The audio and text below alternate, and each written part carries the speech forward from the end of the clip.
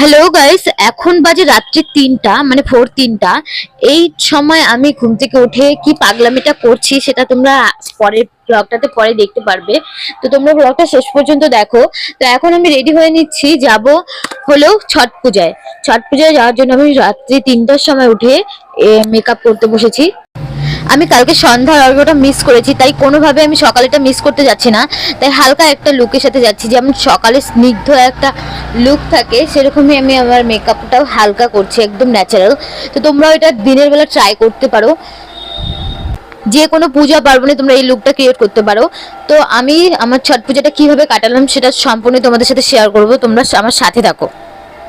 তোমরা হয়তো অনেকেই ভাববে সেই না গিয়ে ঘাটে মানে জলে ডুব দিতে হবে, মেকআপ কি থাকবে, এটা থোড়ি না তুমি ওয়াটারপ্রুফ মেকআপ করছো। কিন্তু না, তুমি যদি জলে ডুবো দাও, জল যদি ফলেও তোমার মেকআপে, সেটা যদি রাব না করো ভালো করে, মেকআপ উঠবে না।